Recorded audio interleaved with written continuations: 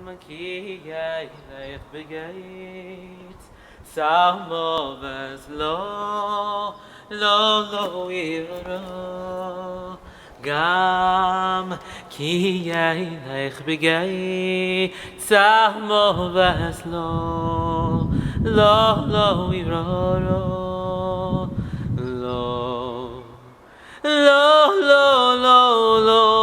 iro Ki ato imodi.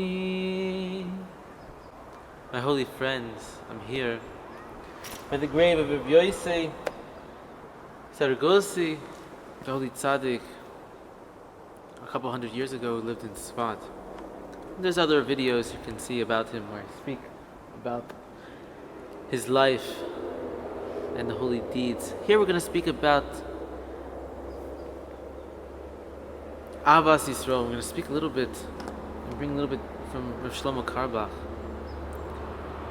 On Rosh Hashanah this year I was thinking about him and how I want to try to draw a little bit of his light more into my life. And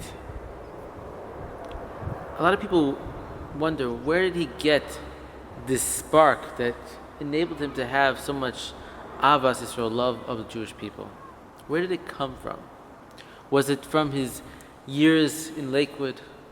Was it from his childhood and his parents who were known for Haknasas Orachim? They had many guests in their home, many stories about his parents.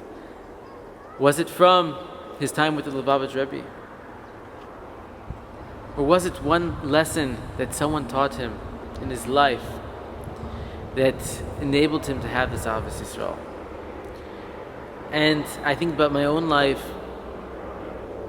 and as I'm trying to connect to the tzaddik, I must try to understand myself and how I can enable myself to lead towards the way of Rav Shlomo, to have more Avas Yisrael. And my father, Rav Shlomo Zalman ben Yaakov, he taught me by example that chesed, kindness, is done to every individual. My father would help. He would go visit people in the hospital that weren't Jewish. He would visit my mother when my father was sick. She would go and visit anyone who looked they were lonely. She would go she would look for all the Jewish names, but then if there was someone else that looked lonely or someone in the hall, she would speak to them too. And that's, in my opinion, why Rav Shlomo was so great in this Avas Yisrael. Because he learned, probably from one of his parents, that if you want to have true Avas Yisrael, love for the Jewish people, you have to have love for mankind.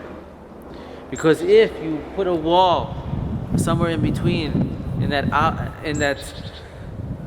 love of just Hashem's greatness in His creations, if you put any type of wall there at all and say, well, you know what, I don't extend this wall towards animals, which we know that David HaMelech, King David himself, used to be a shepherd, and he would carry the animals on his shoulders if he saw them injured. If you make a wall and say, you know what, if I see an animal suffering, I'm just going to walk away instead of helping it. If you make a line with the animals, if you make a line with non-Jews, and you say, I'm not going to help them because they're not Jewish.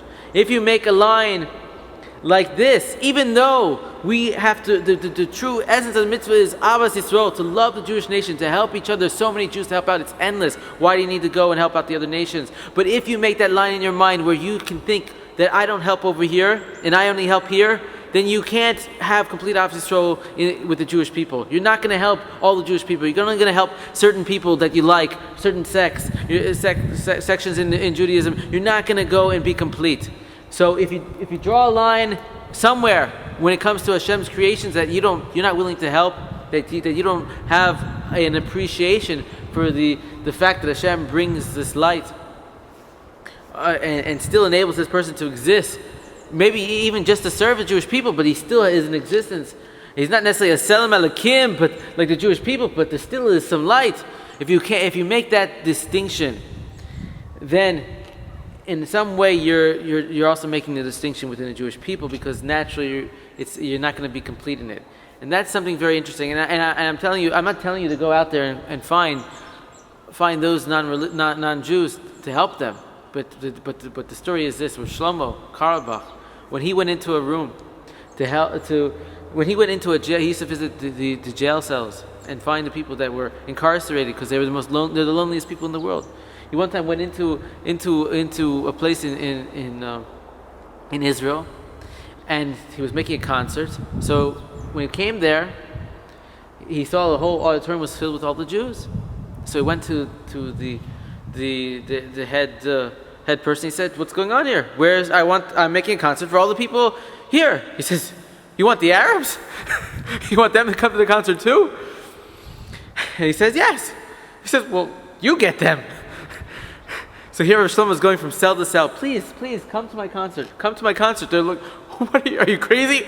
We're Arabs."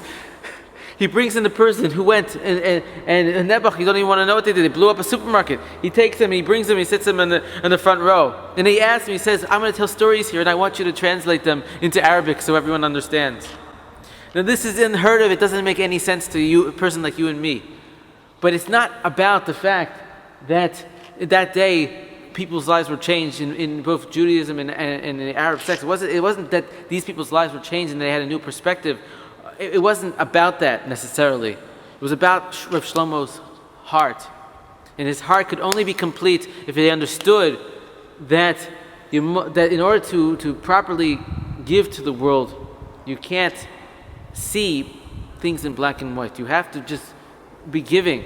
Just period. Just give. And don't make the lines. Of course, his goal when the concert was to give to the Jewish people. But you know what? Probably afterwards, you know how much Kiddush Hashem he made? How maybe there was so many wars probably even in this jail between the different people, and now maybe they wouldn't say hello, but they could at least have a little bit of respect to live in the same place.